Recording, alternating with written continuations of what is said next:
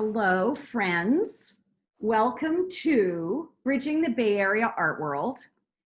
I'm really thrilled to be here with three important people. And maybe I should introduce myself first. My name's Sarah Thornton. I'm a writer. I've written 3 books, but I'm most excited about the one I'm writing now, which is about boobs. Not boots, but actual boobs. It's called Uplifting Sagas, the Top Half of Women's Liberation. Now, that is not why I'm chairing this discussion. I'm chairing it because I've written a lot about the art world as well, including a couple of books. Anyhow, more importantly, we have 3 wonderful participants today, and I'm going to introduce Julie Rodrigues Widholm first, because she is new to the Bay Area. She is the director of the UC Berkeley Art Museum and Pacific Film Archive, otherwise known as BAMPFA. It's a problem in the Bay Area. Quite a few of these acronyms are tricky. She was the chief curator at the DePaul Museum of Art between 2015 and 2020. And before that was at MCA Chicago. So today, Julie is drinking the Gold Rush, and oh, you've already drank the bottle, have you? Well, this is going to be a great time. How does that taste? Sorry, my ring light crashed. It is delicious and the perfect balm at the end of a long day on Zoom. Excellent, and it's a bourbon drink, I hear. It's a bourbon, lemon, honey, rosemary. And it is refreshing and delicious.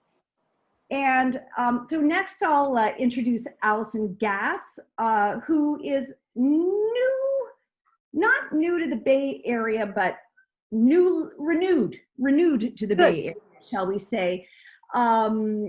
She worked at SF MoMA way back and at the Cantor Art Center before taking a job as director of the Smart Museum at University of Chicago. And wonderfully for us, she's come back to the Bay Area to be the director and chief curator of ICA San Jose. Thank you. And Allie, what are you drinking? I can't remember the official title. I wasn't as smart as Julie. I didn't bring the bottle. The Burro Rojo. The Burro Rojo, it's a mezcal and blood orange cocktail. It was plated by my 11-year-old, plated. I don't know if you call it that. She called it that. She put it in a pretty glass. Excellent. Next, and I'm very thrilled to introduce Jay Xu, who has been director of the Asian Art Museum of San Francisco since 2008. And before that, served in a variety of curatorial positions at the Shanghai Museum, the Seattle Art Museum, and the Art Institute of Chicago. He also has a PhD from Princeton and was the first Chinese American director of a major US art museum. So thanks for coming, Jay. And what are you drinking? I drink what I like to drink. Thank you. I don't know the title either, but I enjoy it. Excellent. I think I can tell you it's the Vesper. Oh, Vesper. Vodka, Got to be. quinoa, and grapefruit zest. And I'm drinking a basil gimlet, which I highly recommend. It's very sophisticated, very delicious. Okay, so I'm actually going to start with Jay. I'll put him in the hot spot first, as he's been here the longest. And you know, it's so exciting to be all together in a more festive way, because we love the art world for its sociality, and I miss it hugely. But tell us, through this dark time we've been in, how has the Asian Art Museum survived the lockdown and the compulsory closure? Did you have to furlough or fire staff? And I know you've just opened to the public. Tell us the terms on which you're open to the public. First of all, I'd like to thank you, Sarah, and thank Ada Bridges and Jessica Silverman for organizing this event.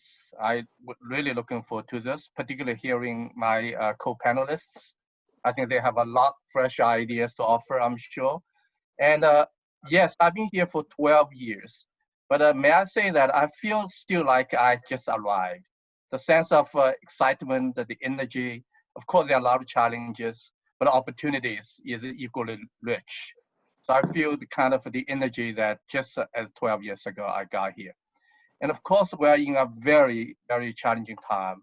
And I say that commonly, we all collectively are confronting three triple crises: the crisis of life, that is the virus; the crisis of financials, health, that is all the financial need we need to sustain a robust museum for the public good; and then the crisis of social justice.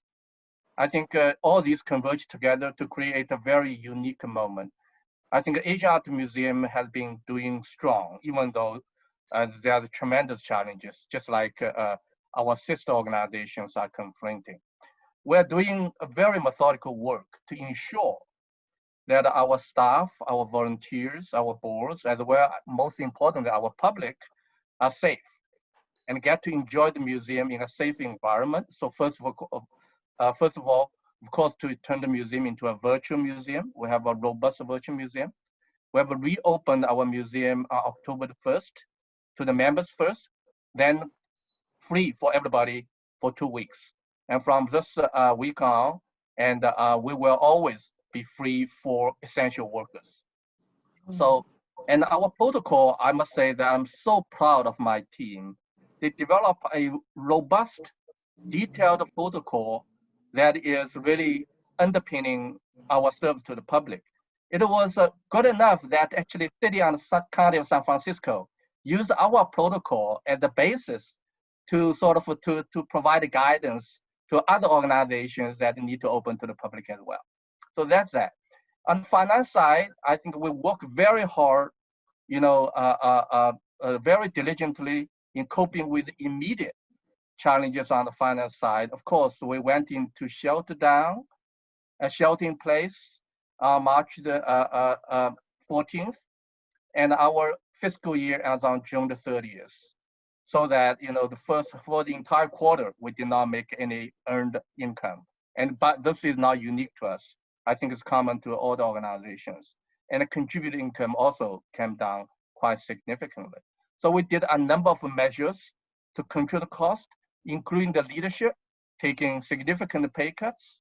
I think this is also common. And the leaders, this is where the leadership should come through.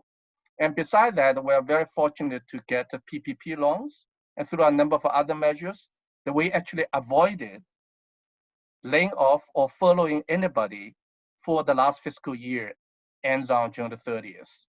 Congratulations. But for this current year, fiscal year starting on July the 1st, we could not avoid a modest level of furloughs and a very, very, very few number of layoffs. But even for me, that is too much. One person is too much. So I acutely feel the pains, but also at the same time, we want to make sure that we do everything we could for our staff, and also to make sure that we can sustain the museum for the longer term. I want to particularly thank all the donors and the community members to support us through thick and thin, particularly during this time. And on the social justice side, yes, please. No. Oh, sure. I thought you give me a signal. I thought I want just before you start talking about social justice. So good. On the social justice side, we came out very strongly, to show camaraderie with all organizations are fighting for social justice. But more than that, we start with our own, because every organization must start with its own. So for us, we have our legacy issue with the founder of the Asian Art Museum, Mr. Brundage, the donor of our original collection. The art was great, but he was an anti-Semite, he's a racist. And so that we want to be very, very clear and strong in our understanding, in our positioning vis-a-vis our legacy. I think, I'm very encouraged by the feedback, including our media, and to encourage us on to really to address our historical issues head on. And so we have a rehistory program going on. It is not a one action or one act action. It's a long, sustaining, and sustainable action that we need to do. So I think all in all, I'd like to thank my staff and the community supporters. The Asian Art Museum is doing well. We're now open now. And the one thing, if I may encourage you, you must see before the Christmas or any holidays, New Year. And we, for example, we just celebrated Indigenous People Day. So all the holidays we celebrate is that the facade behind me. It is our open facade. You know, our ambition is to turn the museum inside out. So the wall of the museums is no longer the barrier, but the first art galleries. And in that case, we're almost ahead of our time. We were designed to be so without knowing COVID will come, and we would close. Now, even though the expanded part had not closed, you can see 3 major murals from Asian American women artists, Filipino American artists, Chinese American women artists, and Indian American women artists, all with strong messages, and they're all Asian Americans. I hope I will have a bit more time to talk about them later on, but I know that I would need to be mindful of my time limit. So thank you. That is terrific, Jay. Thank you so much. Yes, even when talking about women artists, one can be accused of mansplaining. So thanks for your vigilance there. Let's see, Julie, in what month did you arrive and take over at the Berkeley Art Museum? August 1st. August 1st. So that Larry Rinder really has great timing, doesn't he? He's a former director. He's famous for his impeccable timing. So you're not yet open to the public, but you're opening soon. And what should people make sure to see at the Berkeley Art Museum before Christmas? So we are working toward, we were planning and, you know, filling out all of the forms and protocols and plans for the university, city of Berkeley, county, all of the levels of authority that we need to run our plans by to hopefully open 3 days a week later this year, because we have an incredible exhibition of Rosie Lee Tompkins quilts that opened in February and then quickly was shut down. So the goal is to have an opportunity for people to come back. We're considering it sort of a soft opening, fingers crossed if it works out, later in the year, probably Friday, Saturday, Sunday schedule, to see Rosie Lee Tompkins. We're hoping Ron Nagel will be open. We're opening a new show of Ulrika Ottinger's work, some photographs, and then we have Edie Fake's large art wall still on view. So all of our exhibitions that were on view in the spring have been extended. Most of them have been extended. But yeah, yeah, go ahead. Well, can I just ask, because I assume that some of the delays to the opening of the Berkeley Art Museum have to do with the University of California protocols, which are more stringent than a kind of independent, isolated museum. Mm-hmm. Yes. Can you tell us a little bit about those? Well, there are just various committees, and again, sort of like Jay and everyone else, our goal is to make sure everyone stays safe and to, create an environment that's safe for our staff. Our staff has been working remotely since March and will continue to be working remotely if they can, likely through June. The university has expressed a recommendation that if we can work from home, we should plan to do so through June. But our mission is to be an art museum and to present art. And so if we can, I would really like to be able to open up to share the great work that we have on view, and would similarly like to thank my team. We had an interim pair of co-directors basically instated at the beginning of the pandemic through my arrival. And the staff has rallied and been adaptive. We've been presenting a lot of streaming cinema programs. That's kind of where we've been focusing a lot of efforts. So while we're closed, we have a robust set of digital programs and talks. We're also programming our screen, the outdoor screen a little bit right there, which you can see. In fact, right now we have some Catherine Opie photographs that are being displayed there. And I think that's a site of great potential. I'm hoping we can explore even further what we can do with that outdoor screen.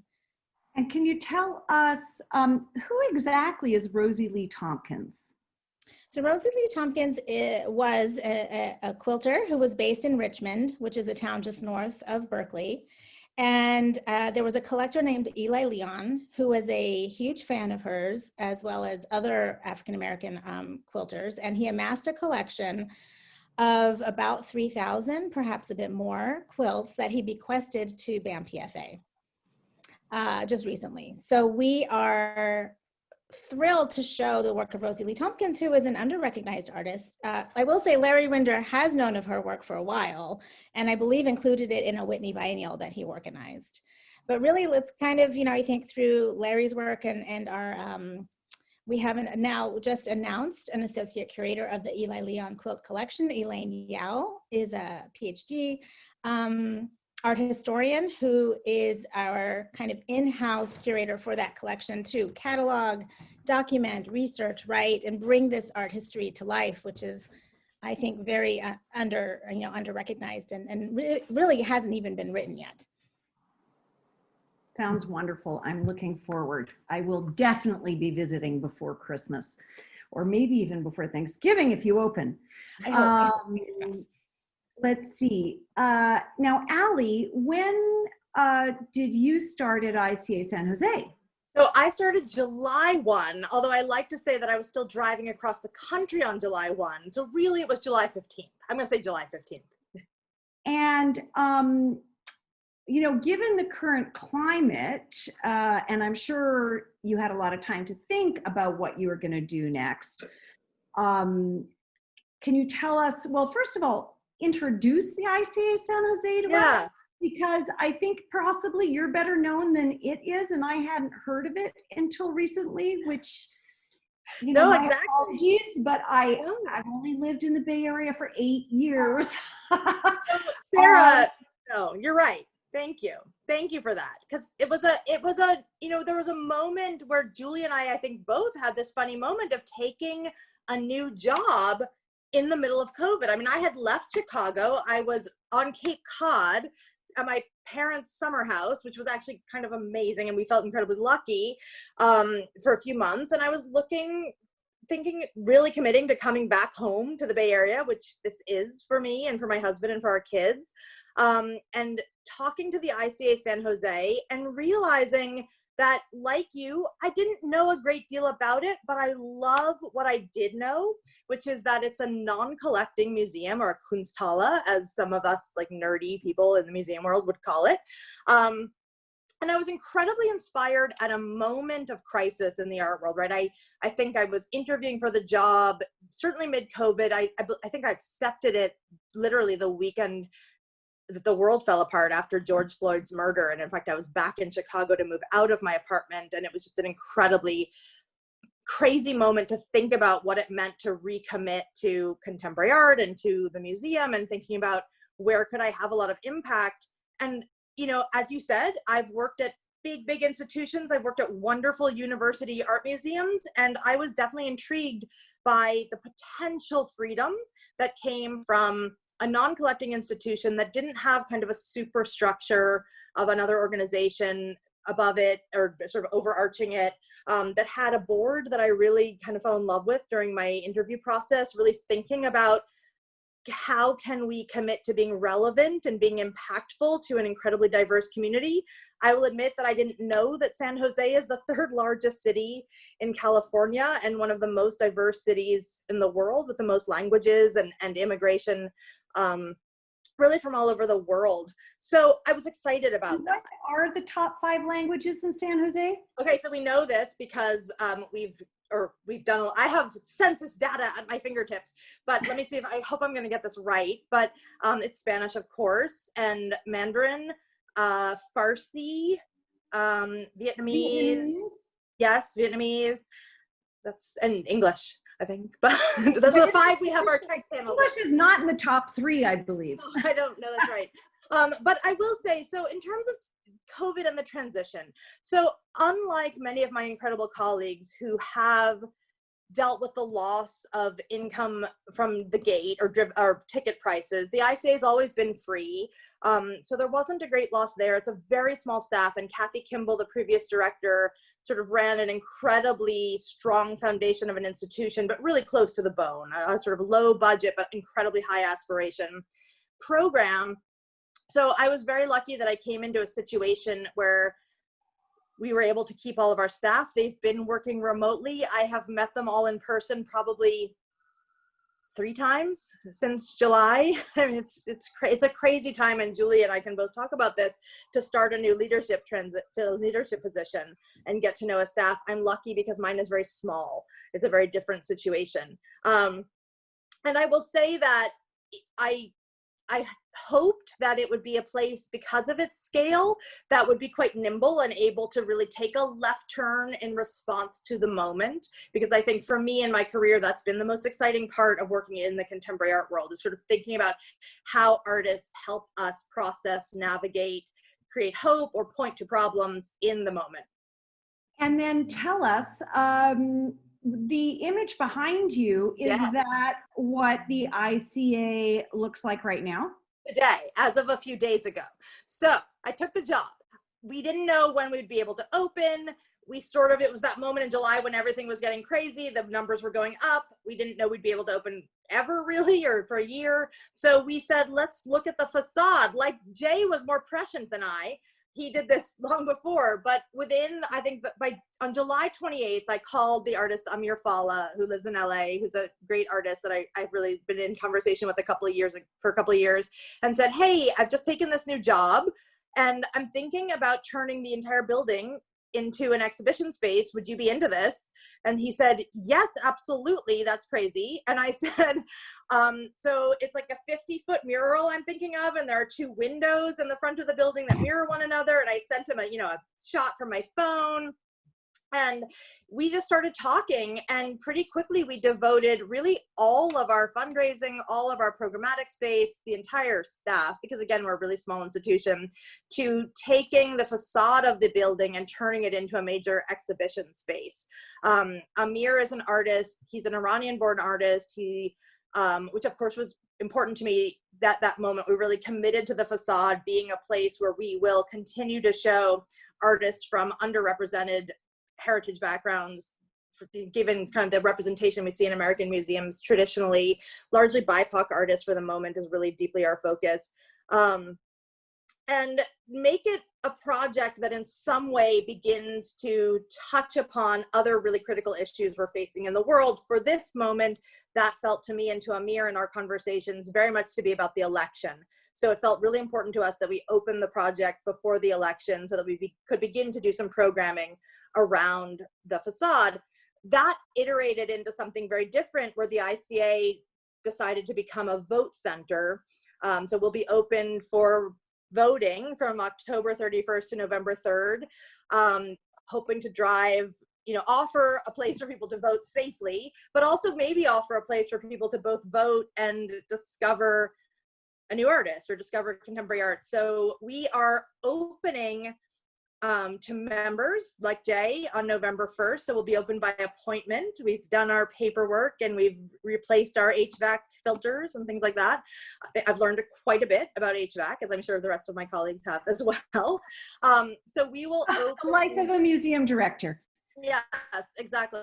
So we will open on October 31st for voting for 4 days. And we have an incredible exhibition inside the museum curated by Christine Kopis, showing 3 Bay Area artists, Musée Cissé, Maria Paz, and Terry Friedman. I'll stop now. Awesome. Thank you. Thank you. It's wonderful the way your commissioning was so reactive to our moment. Yes. And I'm wondering, Jay and Julie, I know that your commissioning has been, and exhibition programming seems extremely reactive to the moment, but I'm just wondering, are you collecting at this moment? Is it possible in this climate of economic crisis to collect? Yes, I think absolutely it is possible. And I think it is our duty and to keep the art alive, because art is activism. Art is a protest. And we speak through art. That's our voices. So, now let me just tell you very briefly about those 3 wonderful murals, all 3 of them are new commissions. The one along the Hyde Street on the pedestrian level is by Filipino-American artist based in San Francisco, Jennifer Walford, called the Pattern Recognition, paying homage to former generations of Asian American artists who made a tremendous contribution in our art world, but underrepresented and under-recognized.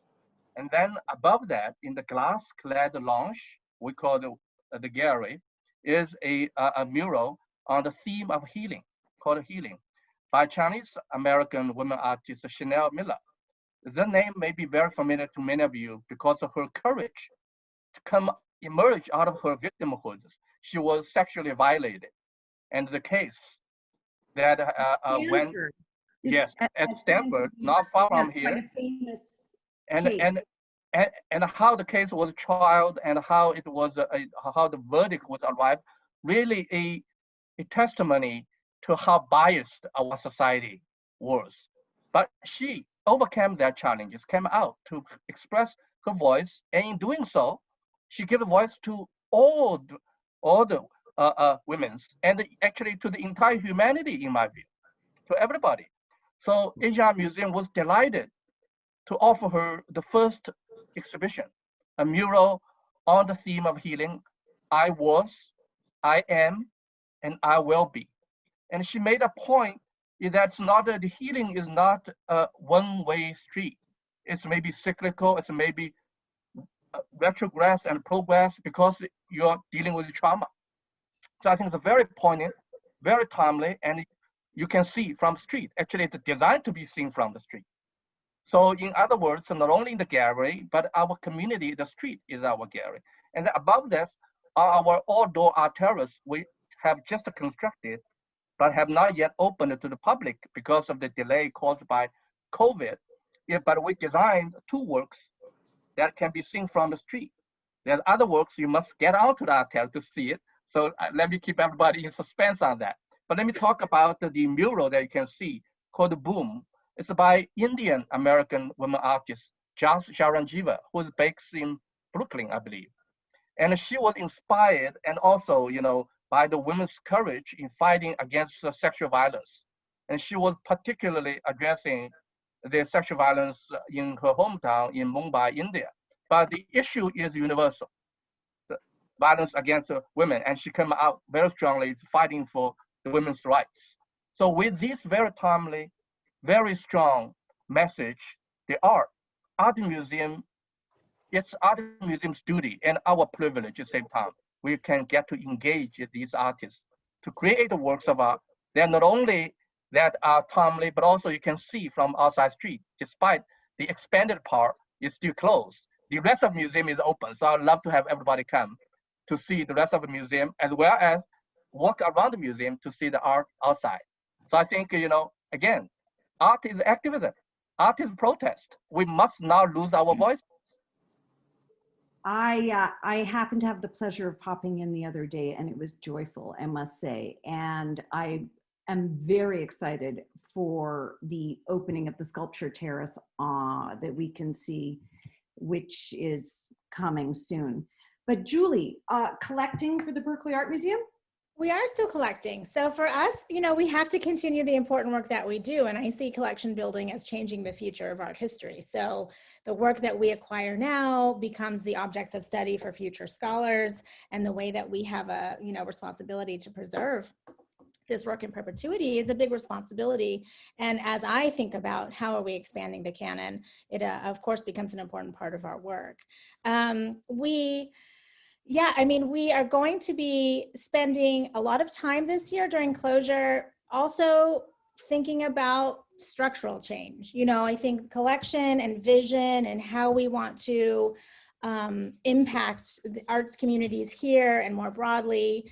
We're really taking time to make some structural change internally and ask the big questions that we need to be asking ourselves right now, which is, what is our core mission? Who are we serving? How are we going to do this? What are our priorities and our focus areas, so that we're much stronger, moving forward? And we have to be asking ourselves these questions to remain relevant, vibrant, and start and continue to listen to our constituents, our stakeholders, our communities, to be more in partnership, I think, with them, and reflect our communities better than we have been historically as a field, in the past. So that's what I think we're taking a lot of time to do that, and letting the idea of inclusion really filter all of our work and trying to create a strong foundation for that work moving forward. Well, I do think that all three of your institutions are models for us in this regard. And I wanted to just say to our viewers that we would love to take your questions, and so you can type some out in that little Q&A part of the Zoom.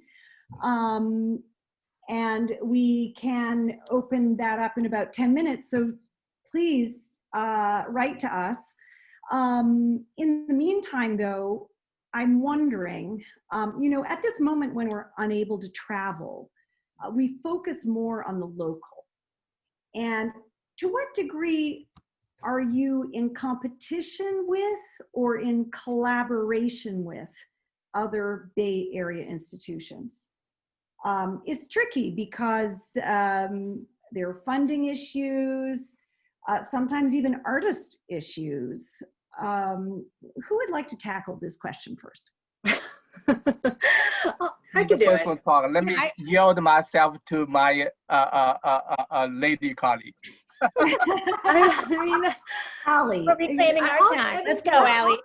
I'll take it only because I've had I have a little bit of a different situation in the sense that I've left like Julie's real hometown, where I was very briefly, to come home to my real professional hometown, right? So for me, this is a moment that I really came of age professionally in the Bay Area. It's really the curatorial world, the gallery world, the collectors, the artists that I really know the best, and who I think in many ways have formed me. So I have a funny moment of just being so happy to be home, and I think all of us will say that being in museums, there's a mix between our social lives, our intellectual lives, and our professional lives, and this really is that place. So San Jose was certainly really intriguing to me, in part because Sarah Batten at San Jose Museum of Art has really done an extraordinary job, and I've been watching from afar in the last several years with really doing a diverse program that I think has been foregrounding diversity, equity, inclusion, expanding a canon. That's a lot of the work that I've done really throughout my curatorial career, and very much in Chicago. So I saw this opportunity at the ICA to kind of be part of a constellation of institutions. I've gotten to know the Quilts and Textile Museum and MACLA, which are on the same block as the ICA. And those women directors have really been great colleagues in my first 4 months, in terms of literally getting on Zooms and talking about, okay, how are you opening? How are you opening? And doing that. But look, we're an ICA. We're a non-collecting institution. We're very small. We are committed to, as we move forward, really reflecting our moment through the language of artistic practice, which I think is a little bit different than being contemporary art, meaning art made today, but I'm really thinking of it as contemporary art that helps us navigate today, so to speak. Mm-hmm. Yeah, you want to say something? In a very concrete way, though, I understand there are a few smaller institutions that perhaps some of us in San Francisco have also not heard of, that you are in dialogue with, without necessarily commitment as of yet. And anything you can tell us about that? Well, no, I'll just say that, I recently wrote an op-ed for ArtNet, which was really kind of a funny experience of writing on our small project, the Facade Project, kind of as a cipher through which to imagine how we're going to move forward, meaning doing a kind of big get out the vote initiative with Amir Fala, tackling a political issue, but doing it through our medium, which is the language of the artist, right? So I'll show you my Amir Fala vote button. There are bus shelters all around downtown San Jose with Amir Fala mural snippets that say, vote like your life depends upon it. But my point really is that we're doing that, but MACLA down the street from us has been a polling place for many, many years, and this year they were unable to be. Yeah. You want to say something? Just remind me again, sorry, MACLA stands for? It's the Museum of, gosh, Angie, I'm so sorry, I'm going to get it wrong, but it's a contemporary Latin American heritage museum. So I'm going to say that. And it's I'm really thrilled there's one in the Bay Area, because that's yes. one of the museums we don't have in San Francisco. Yes. And by the way, Jewish, Asian, African diaspora, you know. She's amazing, Angie, who runs it. So she and I are actually open at the same time. So if you make an appointment to come see the ICA, there's an option also, or there will be very quickly, an option to also make an appointment to go to MACLA. And really hoping that we're going to drive traffic towards one another is a really important thing. So I would say that I'm thinking a lot about what it is that a nimble contemporary arts museum can do that is very different from a larger institution where it's a little bit harder to turn the wheel fast. We have, you know, 1 to 2 big exhibitions at a time. So we had some ability to move really quickly. And I'm hoping that that nimbleness that the Facade Project and the Get Out the Vote initiative reflects will be kind of the forecast for our ability to kind of really respond to the things we think we should be creating a platform for conversation around moving forward.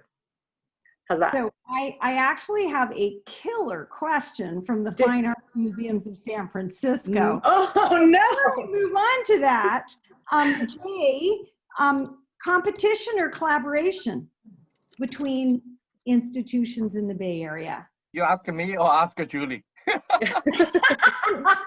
happy to answer. Julie, I have strong feelings on this, and it's sort of similar to how I felt in Chicago. Julie. Yeah, I will follow that.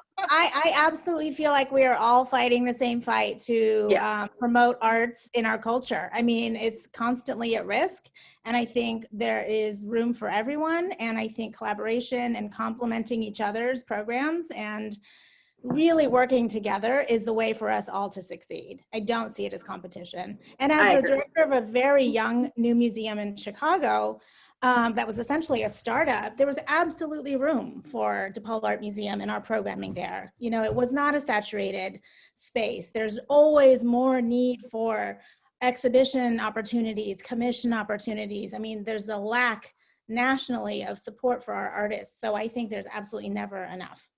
And also, wasn't your chief curator, Sarah DeQuinzio, wasn't she working on a kind of a broad-based, multi-institution feminist project, which was supposed to open for this election, but has been delayed?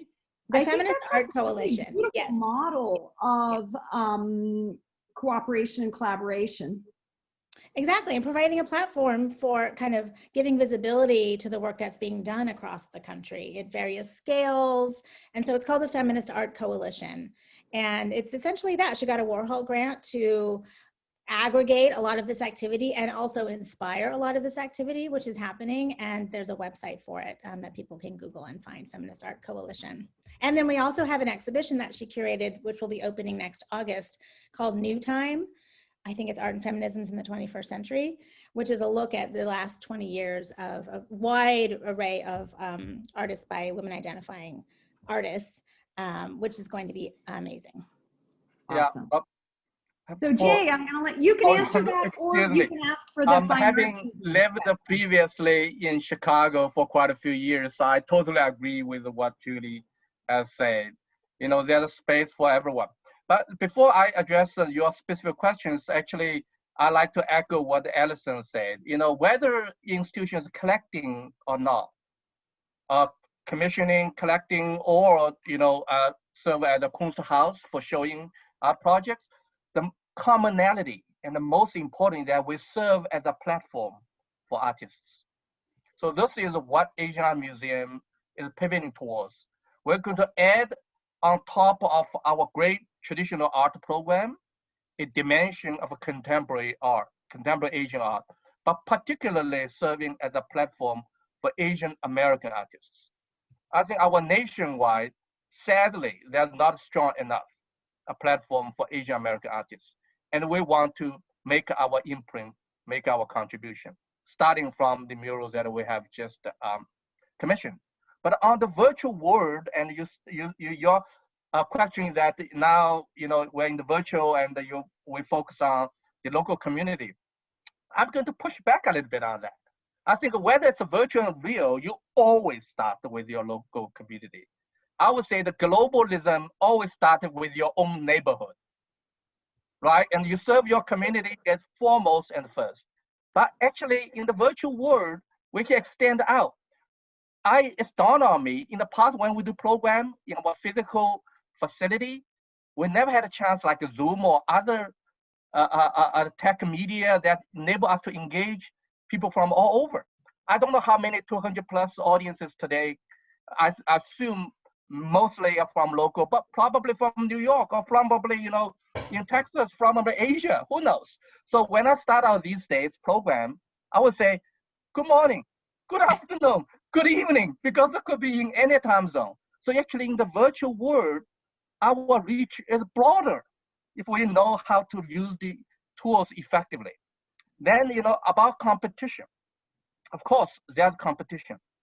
But what I want to emphasize on is because every museum, every organization competes for excellence. I think that we have a wonderful ecosystem in San Francisco, whether it's a museum or art galleries, or other cultural organizations, everyone tries to be their very best. This is the way how you compete. And then we collaborate. For example, Asian Museum is a part of the larger group called the Arts Alliance in San Francisco, that we advocate for the common good. We advocate for supporting to the artists in our community. We lobby the city for more funding. Then, of course, with us particular few museums, for example, that we have common issues of when to reopen, so on and so forth, we coordinate. I think I only look competition that way, compete for excellence and collaborate for the common good. I agree with that. Yeah. That's, I mean, it's just, you're a remarkable politician on that particular front, and I love it. I love it. I have no ambition to run for office. I say it publicly, and I know this is recorded. So. Yeah. So, okay, so I have got some wonderful questions coming in, and one is from the Fine Arts Museums of San Francisco. So I don't know who exactly that is typing on behalf of the De Young and the Legion of Honor, but it kind of looks like it could be like a little bit of a dig at SF MoMA, who knows? So I'm gonna read it to you, and well, there's actually two questions and one statement, but anyway, how is each institution considering BIPOC representation within their staff and board? What concrete actions or goals are they working toward to increase accessibility and diversity internally? Great. Really good. And of course, BIPOC, people of color, but I always forget what the BI is for. Black Indigenous. Black Indigenous people of color. Exactly. Apologies. Yeah. I stand for indigenous. Yeah. Yeah. It's a good question. It's a good question. You want me to answer it, sir? Oh, I'm happy to answer.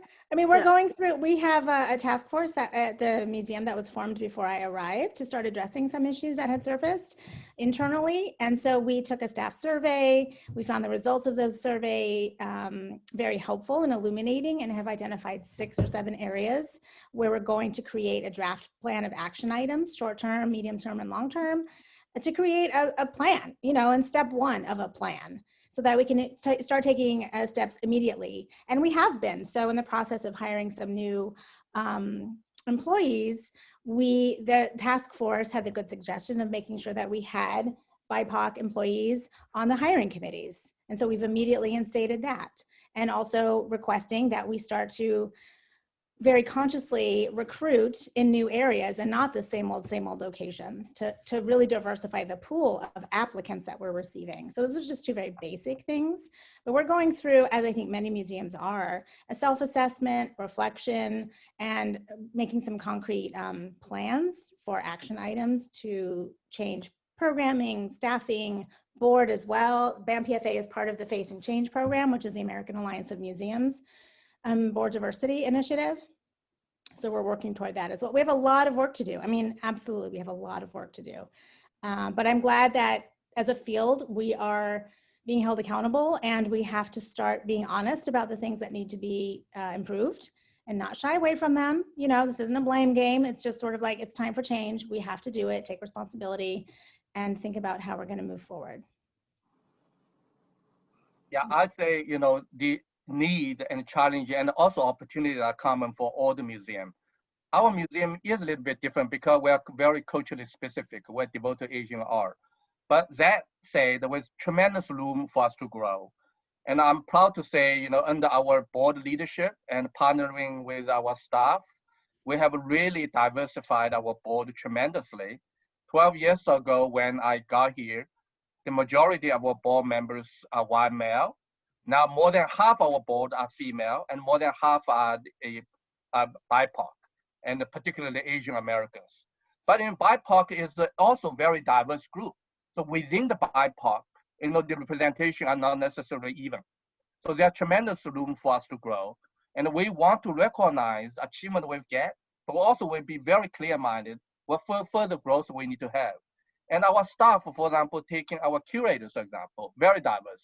We have many Asian American or, curators of Asian descent, not necessarily American citizens, but, the people of Asian descent as the curators. But by and large, our staff is still not diverse enough. So we want to set very concrete goals to do that.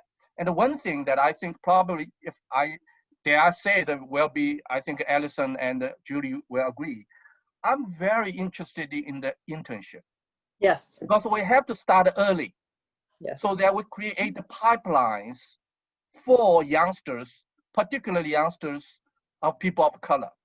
Yes. To have the opportunity to be exposed to the museum world, the museum profession, and make the museum profession a really real job that one can make a decent living and it can really, or not only spiritually, but economically rewarding.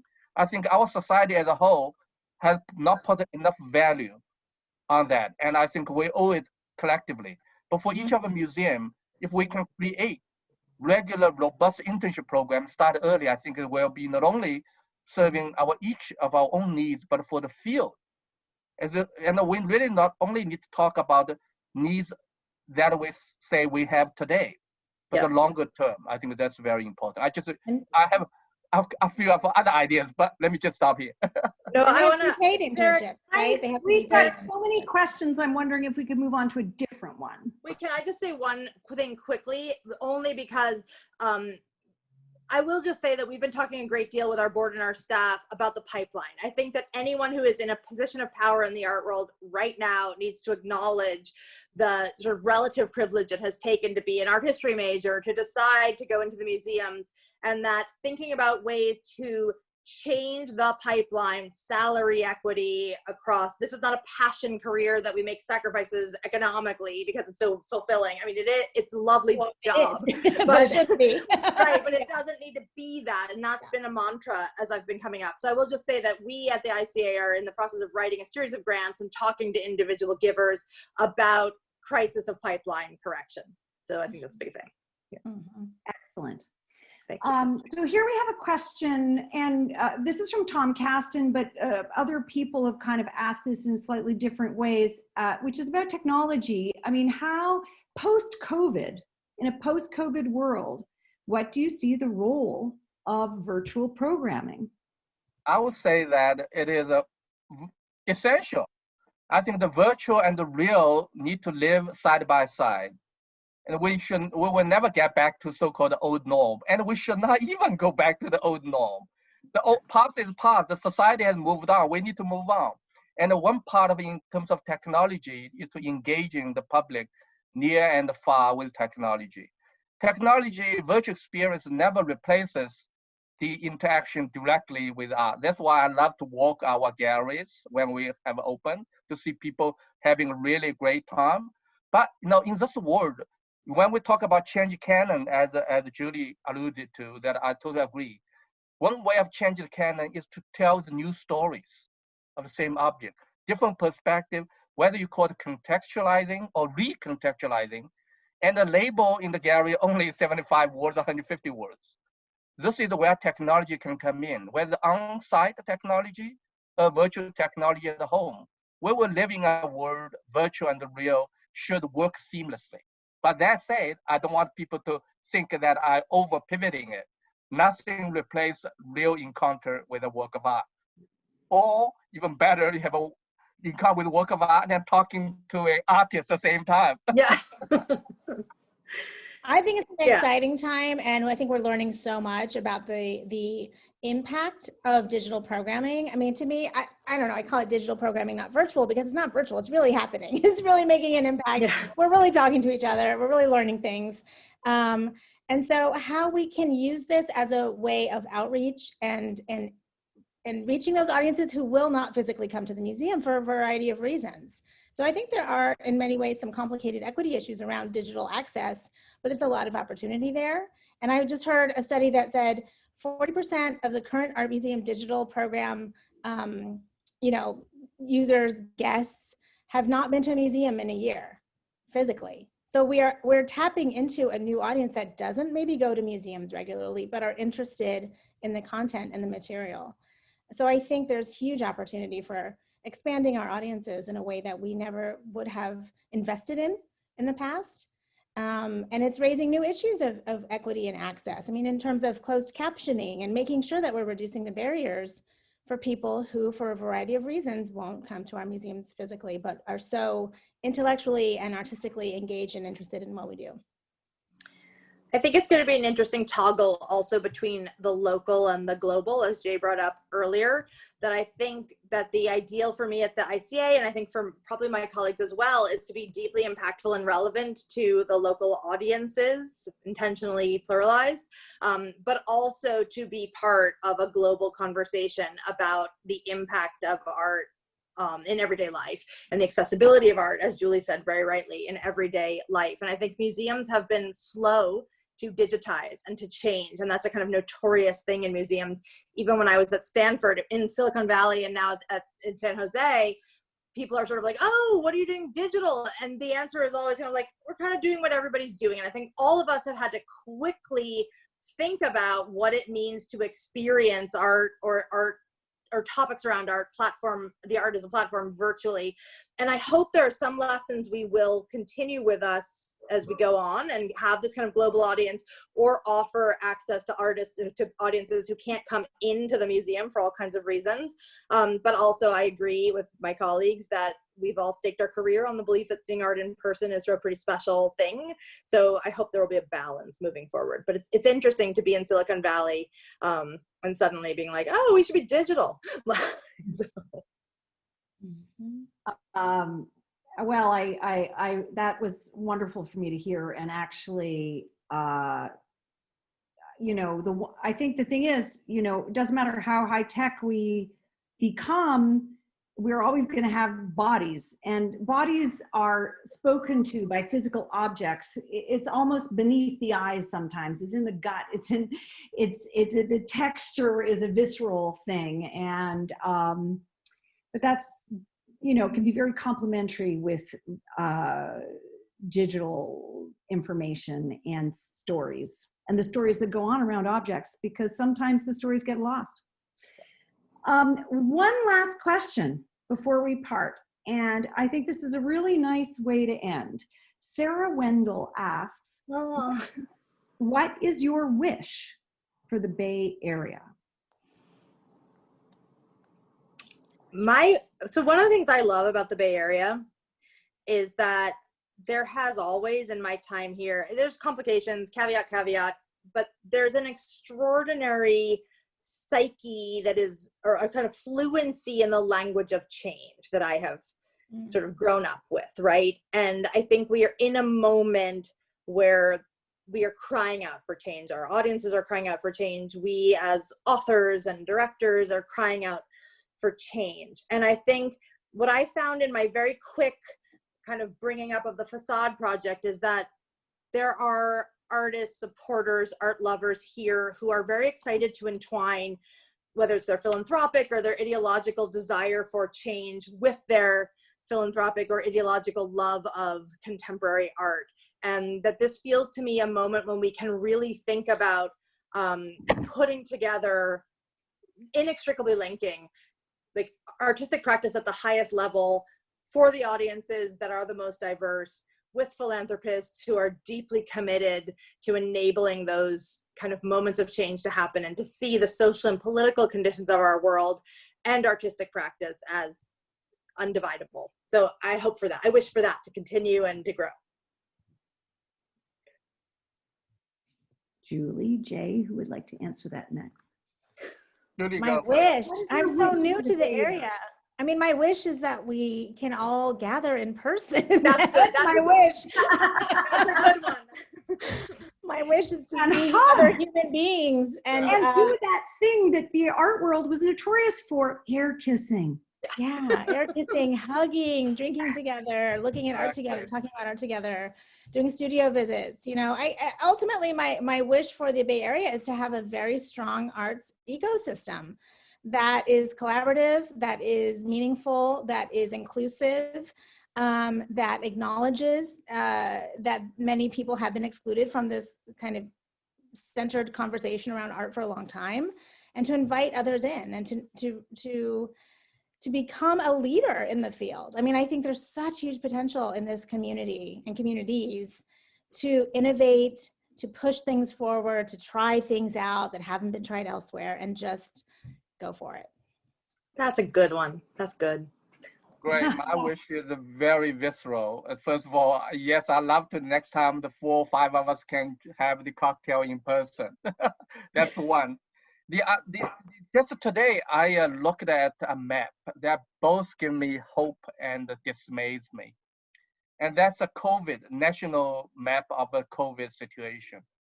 Almost, except for Vermont and another New England state that is green, the vast majority of the North America, the United States, are red, terrible, the upsurge. California and the state of Oregon are yellow, so we're doing relatively a good job. So my wish is that we stay good, so we can stay open, because each organization, each individual have so many dreams. We need to have COVID behind us so we can move on with all those wonderful, wonderful initiatives that we have. And we are all either about to launch or in the middle of completing, like our expansion, and all the things that we always wanted to do but disrupted. So I think let's have our good thoughts up, and hopefully COVID. I know that things may get even worse before it's getting better. They say the winter is not going to be easy, but hopefully my wish is that it will be behind us in due course. Good. That's good too. Well, I cannot thank you all enough for sharing your thoughts. It's been a good learning and also really fun. And before everyone leaves, I want to remind you to save the date for Wednesday, November 18th at 6 p.m. when our panelists will be Tom Campbell, the director of the De Young and the Legion of Honor, otherwise known as FAMSPA. Susan Sarah Batten, the director of the San Jose Museum of Art, and Monetta White, the director of San Francisco's Museum of the African Diaspora. And the panel will be moderated by Jory Finkel, the art correspondent for the New York Times. And there was a question about this, and I will just read 8 Bridges' tagline. 8 Bridges is a new gallery platform named for the 8 bridges that cross the San Francisco Bay. It's an apt name for a site that aims to bring together the Bay Area art world. Each month, it has 8 galleries with very small showcases of work with an accent on the local. Now, that may mean that the gallery's local, it may mean the artist is local, or it may mean that the theme is very relevant to the Bay Area. So until then, I will be in the audience on November 18th, and we'll very much look forward to watching Jory do my job. Thank you so much. Thank to you. Alison Gass, Thank you, Sarah. you, and Julie Rodrigues Widholm. Thank you guys. It was Thank so you. fun. If you have not voted, go to vote. Vote, vote, vote. Vote. And if you haven't tried a rye bar cocktail, now's the time. Now's the time. Cheers. Thank you guys. Cheers. Nice to see you all. Cheers, Allie, Jay, Sarah, thank you. Thank Thank you, you, thank guys. you, Julie. Take care. Thank you, Alison. Thank you. Thank you, Sarah.